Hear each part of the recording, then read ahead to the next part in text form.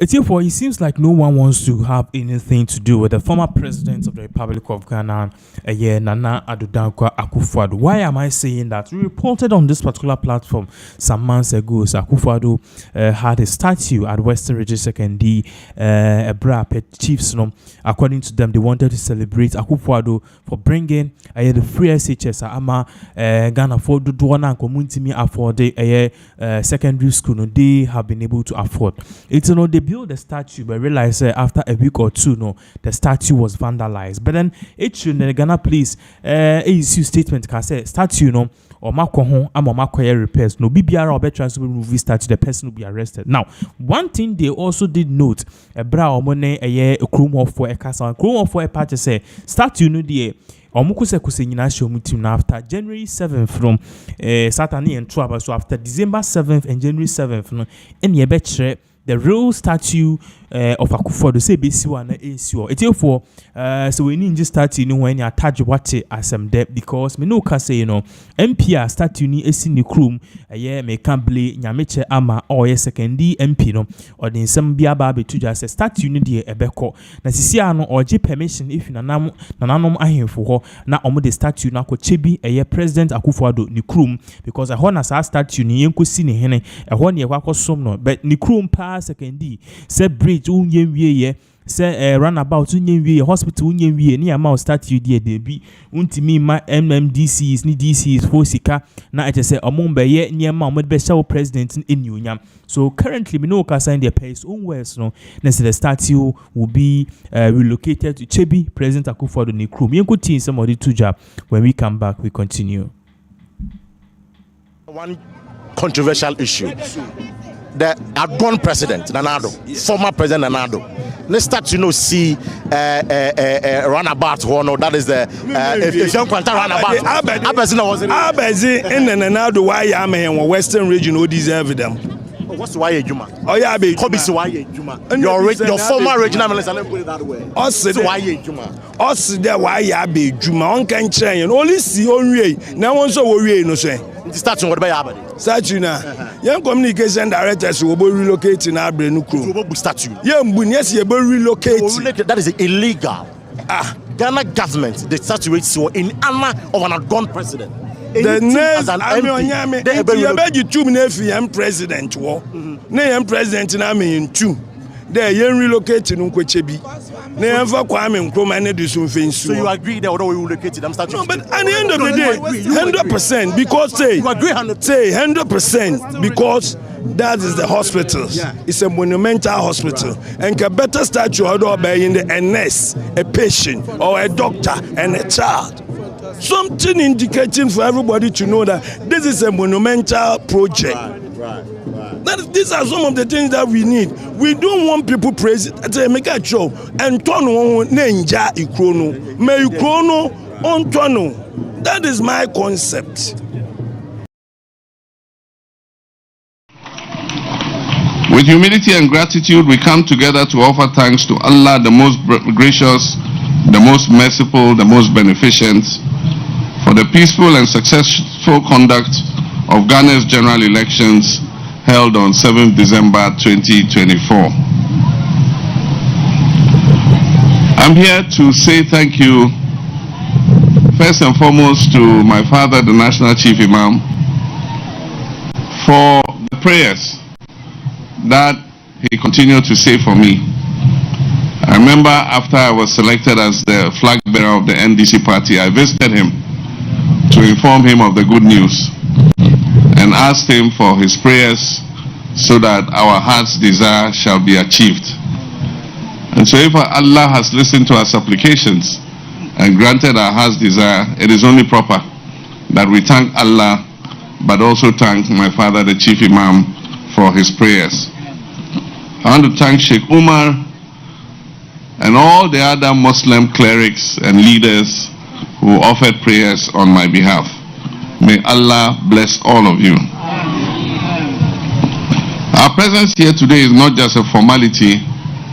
It is a declaration of our deep understanding that every blessing we enjoy as a people and as a nation comes from Allah. He has been our guide, He's been our protector, and our sustainer throughout the challenges and the triumphs of this critical democratic exercise. And Surah Ibrahim 14 verse 7 says that if you are grateful for what he has done for you, he will bestow on you more favor. But he says if you are ungrateful, his punishment is terrible.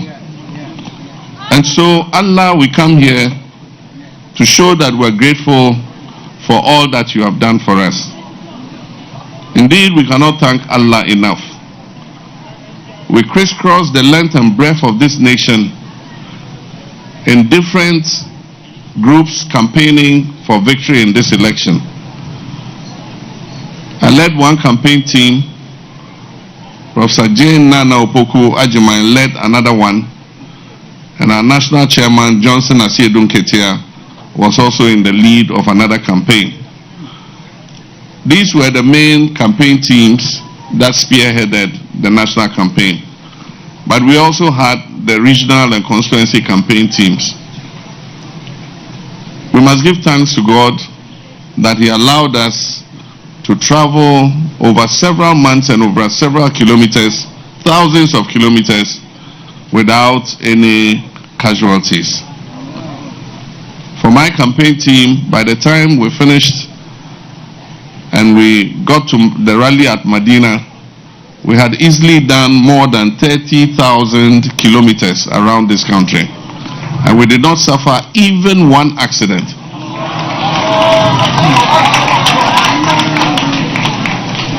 And so we thank God for his mercy. It is only he who could have granted us that mercy. If you look at the results of the elections too, you find that the NDC won in most of the Muslim communities. And as our chairman said, it shows that we come with the recognition that our nation is a secular nation. And that all of us, no matter our ethnicity, no matter our religion, no matter our political affiliation, all of us are citizens of this dear nation called Ghana. And so I come here again to express my thanks to all Muslims in Ghana for the support and love that you have shown me. And it's only Allah that can repay you for the love that you have shown.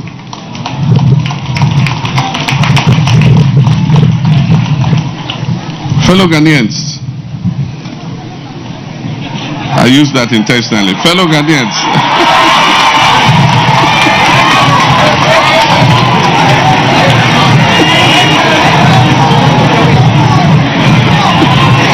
I'm sure you haven't heard that for quite some time. So, fellow Ghanaians, my brothers and sisters, elections are a defining moment in the life of any nation. They test our resolve, challenge our unity, and showcase our commitment to the values of freedom, justice, and equality. As Ghanaians, we are proud to say that we have yet again demonstrated to the world that ours is a country that is founded on peace, democracy, and the rule of law. The success of this year's election is a victory not only for democracy, but also for Ghana's standing as a beacon of peace on the African continent. We're grateful to Allah for granting us the wisdom and patience to navigate this process without any significant upheavals. This achievement did not come by chance. It is the result of the collective effort of various stakeholders who prioritize the interest of Ghana above all else. The Electoral Commission deserves special mention for superintending the elections. The security agencies too played a vital role in ensuring that peace prevailed, and all the political party agents and others who worked to make this election a success. We say, may Allah bless you. But above all this, success in this election is a testament to the power of prayer and the unyielding faith of the Ghanaian people. Our religious communities, Muslims, Christians, and others, all united in prayer and action, demonstrating that when we put our trust in Allah, He will always guide us to success. I wish to specifically commend the Muslim community for its remarkable contribution to this success we achieved. Our imams, chiefs, and elders were unwavering in their efforts to preach peace, unity, and tolerance during the electoral process. Your prayers, guidance, and advocacy for understanding were instrumental in ensuring that tensions were diffused and disputes were resolved amicably. Islam teaches us that leadership is a trust and that peace is essential for progress. By following these principles, the Muslim community has once again shown its dedication to national unity and development. Even though this election passed on peacefully, we must recognize that a few of our citizens lost their lives. My understanding is almost 5 of our citizens were killed in the process of the election. This is not the first time. In 2020, we know that 8 of our citizens were killed. If these continue and justice is not served, then what it does is it breeds impunity. And that's why, as a party, we have said that we must investigate and find out what led to these killings so that we can take action so that they don't happen again.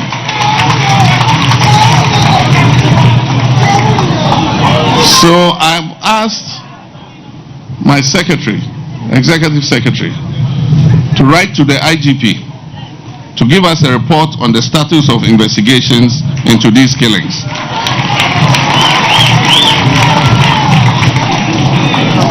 Justice must be done, and we also will ask the Attorney General when he takes office to determine fair and adequate compensation for the families of those who have lost their lives.